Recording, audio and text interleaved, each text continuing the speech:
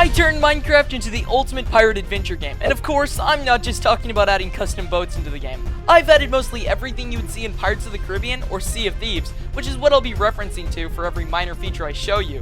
And the first thing I've added is now you can make any kind of boat you want, whether it's a tiny raft, huge ship, or even the up house. The ships even have buoyancy, so if you make it out of something like obsidian, it will actually sink.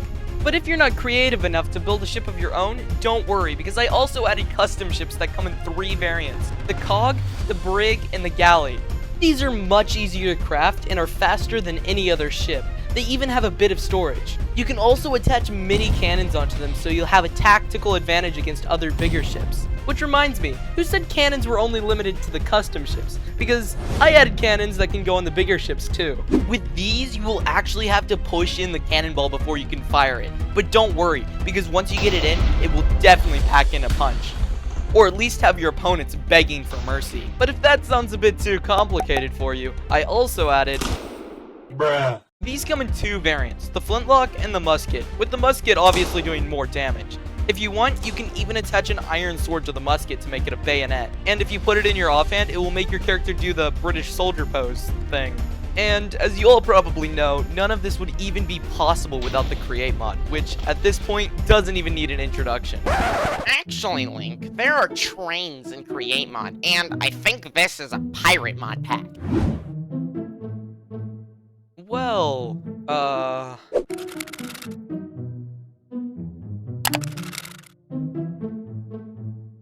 it doesn't matter. Besides, everyone knows Batman invented grappling hooks back then too.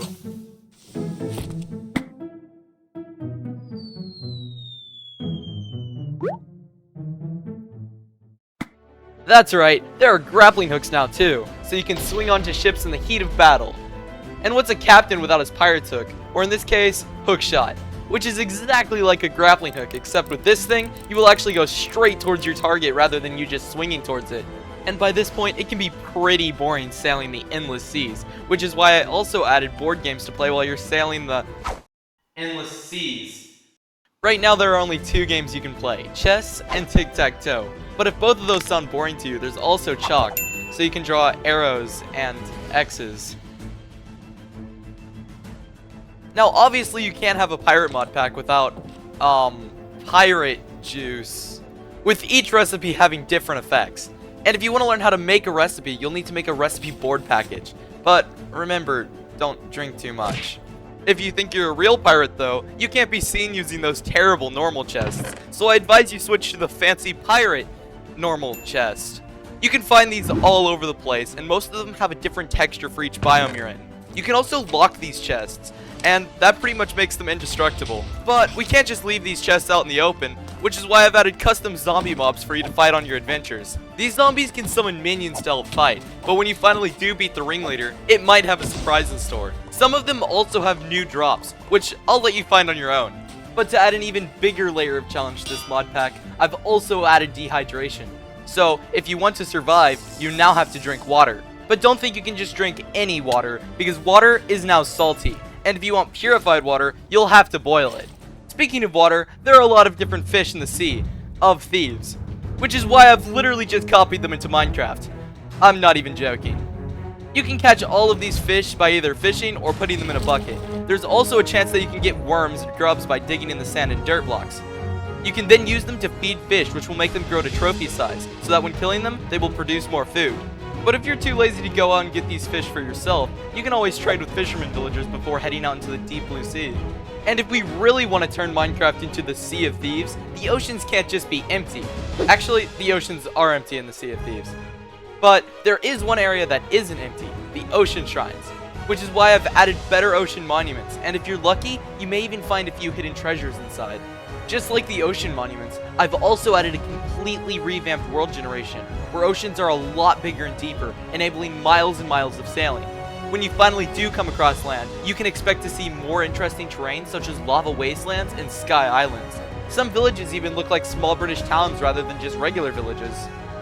After seeing what the land has to offer, you might just decide to hang up your pirate hat for a bit and settle in a village, which is why I've included 3 different types of horse carts. The plow, which lets you till land and make paths, the animal cart, which enables you to transport 2 passengers or 2 small pets, and the supply cart, which lets one person sit in the back while having a full double chest of storage space. And when you finally decide to put your pirate hat back on again, you can also transport all of the horse carts on any ship across the sea.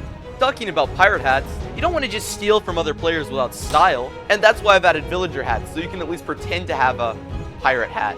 But if that's still not enough style, I've also added a back slot so you can put swords and bows on your back, or even on your belt.